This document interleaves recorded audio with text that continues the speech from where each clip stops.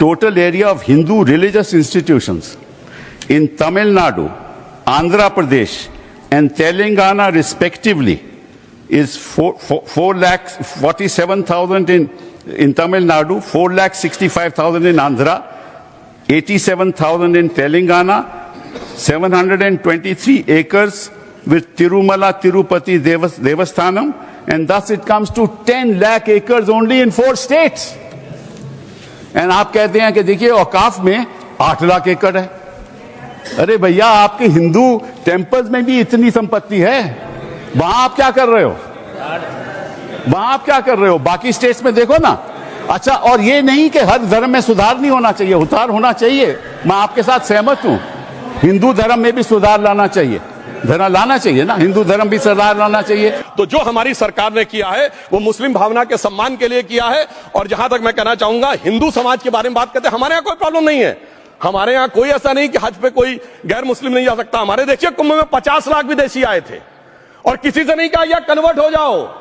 इसलिए मैं कहना चाहता हूं, हिंदुइज्म की धारणा और बाकी धारणा का जो तुलना करने का प्रयास करते हैं वो बहुत उचित नहीं है। मगर सभापति महोदय, इस वक्त में कई अद्भुत नजारे दिखाए। इस्लाम में जो काफिर से ज्यादा मुशरिक और शिर्क को बुरा माना गया, नहीं जो भगवान को माने ही नहीं।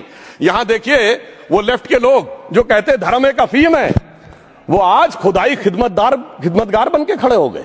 सोचिए कैसा बदलाव आया है। और सर, मुझे एक और चीज नजर आती है। एक पुराना गीत था, वक्त ने किया क्या हसी सितम। तो आज मैं कहना चाहूंगा, वक्त ने किया क्या हसी सितम कि मुस्लिम लीग और शिवसेना मिलके हो गए हम। और मैं कहना चाहता हूं, ये मुस्लिम लीग वो है जिसने सेपरेट इलेक्टोरेट की मांग की थी और इस शिवसेना के उबाटा के हमारे इस सदन के एक सदस्य हैं। और सर, हमारे साथ मुरली जी बैठे हैं, मुरली देवड़ा जी ने मुझे याद दिलाया, मिलिंद देवड़ा जी ने याद दिलाया, उन्होंने कहा एक जमाने में उन्होंने कहा था मुस्लिमों की नागरिकता छीन लेनी चाहिए। इसीलिए मैं कह रहा हूं, वक्त ने किया क्या हसी सितम, ये दोनों मिलके हो गए हम। और मैं इसके बाद एक टेक्निकल बात कहना चाहता हूं। जब इन्होंने टाइम ड्यूरेशन हटा दिया था और बैक में पीछे जा सकते थे, तो मैं पूछना चाहता हूं सर कि जब ब्रिटिश हुकूमत आई तो उसने तो मुगलों से सारी हुकूमत ले ली थी, तो उनका मालिकाना हक कैसे हुआ? सर, 1707 के बाद तो इस्लामी हुकूमत दिल्ली से खत्म हो गई थी। एक आखिरी मुगल बादशाह शाह आलम के लिए तो बोला जाता था सल्तनते शाह आलम दे लाल किले ते पालम, यानी आज का IGI एयरपोर्ट। तो साहब, उसके बाद ये गुजरात के सूरत से लेकर लखनऊ तक उनका मालिकाना हक निकलने कहां से लगा? अरे भाई, जब दिल्ली को कैप्चर किया था अंग्रेजों ने तो सारी जमीन अंग्रेजों की थी। तो जब मैं अपने कांग्रेस के मित्रों से पूछना चाहता हूं, ये जब गवर्नमेंट ऑफ इंडिया एक्ट में पावर डीड ट्रांसफर की थी तो पढ़े नहीं थे क्या? या खोखले कागज पर साइन कर लिए थे? या कागज सही था, आप खोखला करने की बात है? मैं पूछना चाहता हूं, जब 250 साल तक वो हुकूमत ही नहीं रही तो उस हुकूमत के फरमान की लेजिटिमेसी कैसे हो सकती है? ये मैं कानूनविदों के लिए भी एक फूड फॉर थॉट रखने की बात करता हूं। और दूसरी बात मैं कहना चाहता हूं, ये किन हुकूमतों की बात कर रहे हैं सभापति महोदय? अगर सूरत नगर निगम पे दावा है मुगल के जमाने का और तमिलनाडु के मंदिर पर अरकाट के नवाब का, सभापति महोदय, ये वो हुकूमतें थी जो जजिया लगाती थी। ये वो हुकूमतें थी जो जिम्मी का कॉन्सेप्ट रखती थी। ये वो हुकूमतें थी जो गाजी की बात करती थी। क्या भारत के संविधान में उन हुकूमतों के फरमान को सही मान्यता देना सही है? बिल्कुल गलत है। मैं कहता हूं, बाबा साहब अंबेडकर के संविधान में यदि आप ऐसी हुकूमतों के फरमान को रखने की कोशिश करते हैं तो this is fraud on constitution. और हमारी सरकार ने अगर बैकडेट से वो बंद किया है तो उस फ्रॉड को रोकने की पूरी व्यवस्था की है। और यहां पर मैं ये भी कहना चाहता हूं सभापति महोदय, जमींदारी उन्मूलन 1948 में हो गया, मगर ये बाद में जमींदार कैसे क्रिएट हो गए? हमने बचपन में विनोबा भावे, हम लोग के जन्म से बहुत पहले की बात है, विनोबा भावे जी के भूदान आंदोलन की बात सुनी थी, जिसमें जमींदारों से पैसा लेके जमीन लेके गरीबों को दी जाती थी। पर सभापति महोदय, कभी आपने सुना कि गरीबों की जमीन जमींदारों को मिल जाए? वो 2013 के बोर्ड ने वो व्यवस्था कर रखी थी। यानी वो भूदान आंदोलन था गांधी जी के शिष्य विनोबा जी का, तो आज के गांधियों के नेतृत्व में भू हड़प आंदोलन शुरू हो गया। अगर वो भूदान आंदोलन था तो ये भू हड़प आंदोलन था।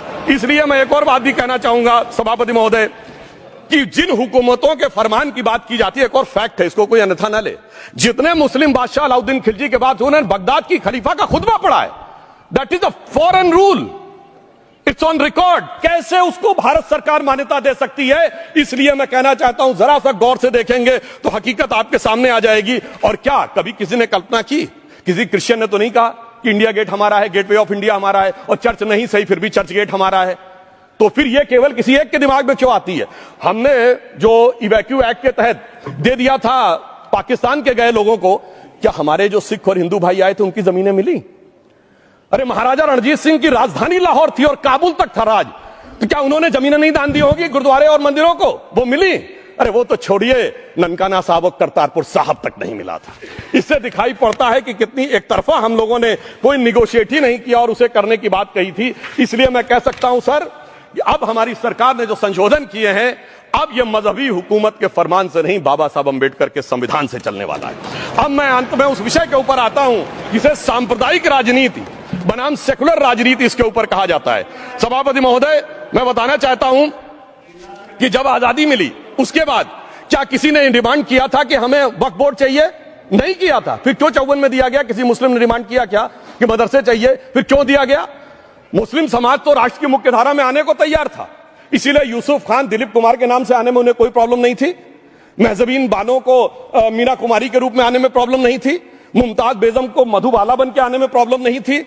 हामिद अली को अजीत के रूप में आने प्रॉब्लम नहीं थी। मगर, और मैं यह भी बताना चाहता हूं, मुस्लिम समाज में बहुत बड़ा तबका उस समय इस बात को सोच रहा था, और अभी कपिल सिब्बल साहब बोले, ये उस चीज के वकील नहीं, इन्हें पता होना चाहिए, पता होगा कि सुन्नी सेंट्रल वक्फ बोर्ड राम मंदिर में 1961 में मुद्दई बना है, 12 साल के बाद, क्योंकि के मोहम्मद ने लिखा है कि एक बहुत बड़ा तबका था जो ये मानता था कि हमें इस चक्कर में नहीं पड़ना चाहिए। मगर अफसोस कि वही लेफ्टिस्टों, सेकुलरिस्टों ने उनको समझाकर इस मुकाम तक लाकर खड़ा कर लिया। अब यहां मैं एक और बात कहना चाहूं, खैर छोड़िए उन सरकारों ने बाद में क्या दिया, मगर उसके बाद सुनिए, इंदिरा जी के जमाने में मुस्लिम पर्सनल लॉ बोर्ड आया, तो राजीव जी के जमाने में शाहबानो केस आया, तो नरसिम्हा राव के जमाने में 95 का एक्ट आया, तो मनमोहन सिंह जी के जमाने में 2013 का एक्ट आया, मगर इलाज नहीं निकला। तो इसे एक शेर में कहूंगा कि मरीजे सेकुलर इश्क पर लानत खुदा की, मर्ज बढ़ता गया जो तौबा की। अब मैं सभापति महोदय एक और बात कहना चाहता हूं, शुरू के 20-25 साल में मुस्लिम समाज के बारे में मैं कहना चाहता हूं। आज जब आजादी मिली तो मुस्लिम समाज के प्रतीक कौन थे? उस्ताद बिस्मिल्लाह खां, उस्ताद फरीदुद्दीन डागर, उस्ताद बड़े गुलाम अली, उस्ताद जाकिर हुसैन, जिनकी अभी कुछ दिन पहले डेथ हुई, बड़े बड़े नगमा निगार हसरत जयपुरी, मजरूर सुल्तानपुरी, साहिर लुधियानवी, कैफी आजमी, जोश मलियाबादी, जिगर मुरादाबादी। अब सर क्या हो गया? तब मुस्लिम समाज इन अदब के शाहकारों के साथ जोड़ा जाता था। आज मुस्लिम समाज का नेतृत्व किन लोगों के साथ जोड़ता है? इशरत जहां, याकूब मेनन, मुख्तार अंसारी, अतीक अहमद, दाऊद इब्राहिम। कौन जोड़ रहा है ये? तब से सर, जब से ये सेकुलर हो गया देश 1976 से और सेकुलर सियासत शुरू हुई, उसने ले जाकर इनको इस मुकाम तक पहुंचाया।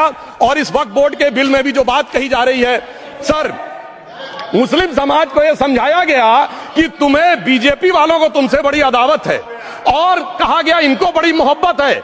जब यह देश आजाद हुआ, मैं उत्तर प्रदेश का रहने वाला हूं, उत्तर प्रदेश में 1931 की सेंसस में 8% रेट ऑफ डेथ थी और सैयद मुसलमानों में 24% थी। यूपी की ब्यूरोक्रेसी में 20% थे। आज कहां चले गए सब? मैं एक लाइन में कहना चाहूंगा, ये अदावत और मोहब्बत की सियासत में ऐसे फंसे कि किसी को किसी की मोहब्बत ने मारा, किसी को किसी की अदावत ने मारा, मगर इस शराफत अली को सेकुलर सियासत ने मारा।